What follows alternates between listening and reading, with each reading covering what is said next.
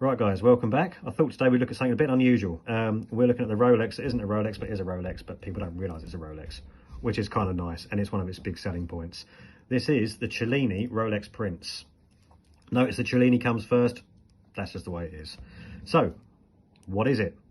It's a dress watch. It is an elegant, stylish, big, heavy dress watch. Big as in the case density, as in the weight, as in its presence. It's elegant, it's stylish. It is very, very deco in appearance. And there's a reason for that. It's because the first watches of this range came out. The original Princes were released in 1928, height of the Art Deco period. It was called the Doctor's Watch pretty quickly because doctors adopted it due to the massive sub-second dial down here. They loved it because it made reading pulses so much easier than was the case at the time. They used to have sub-second dial watches. Centre seconds weren't a thing back then. So this was just a bigger, easier to read version. So they loved it. And, you know, great set of customers for Rolex to have. A prestige watch, prestige profession. Everything was going well. Now, skip forward in time a little bit. We're in 2005. Rolex re-released the Cellini Rolex Prince. And they do it really well. Look at it. Everose Gold, this one. It came in Everose, it came in white. They don't do it anymore. So production has finished again, sadly. But the Everose of this execution it's an amazing metal. It's an 18 karat alloy. Now Rolex, because they like to control every aspect of the manufacturing process, they own their own foundry. And their own foundry came up with a rose gold that doesn't lose its colour. Other rose gold does tend to. The copper leaches out over time. Chlorine in particular really affects it. And they fade.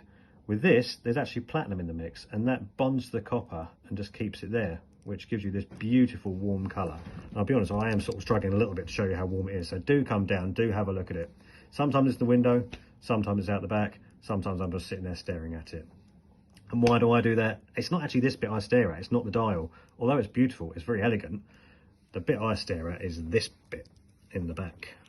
Now, not the clasp, that's kind of pretty pedestrian, let's be honest, but it's all gold. But this is the bit, for those of you that are into your movements and your calibers, this is the bit that will get you going. This is a totally 100% in-house caliber made by Rolex for this watch and this watch only. You'll see the bridges, the finishing there reflects that on the dial, a little pattern. If you look at the white gold version, exactly the same, different dial, but the bridges match again. So different bridges, different dial on the white gold. This is beautiful. It is just, you know, they don't have to do this. They could cover that up with a big bit of gold and not show you what's going on.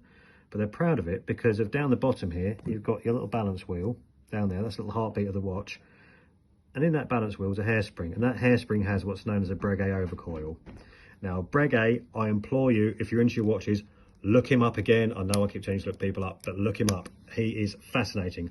Louis Breguet, way ahead of his time, knocking around in the 1800s. And my God, the stuff that he did was incredible. So the Breguet overcoil basically is a twist on and a twist in the hairspring, and essentially it tries to regulate the amplitude, which without getting too boring, it just means that this gives much better timekeeping.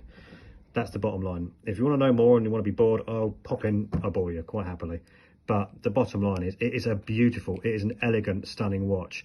And it's just got bits that, you know, that's for the owner, that bit there. That is for you to know. It's hard against your wrist. You take it off, you look at it, elegance personified, or watchified if you use such a term.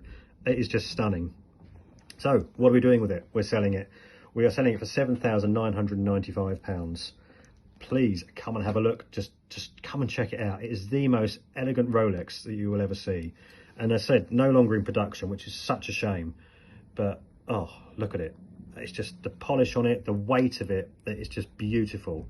Genuine alligator strap as well. Adjustable on the clasp. They fit pretty much anyone.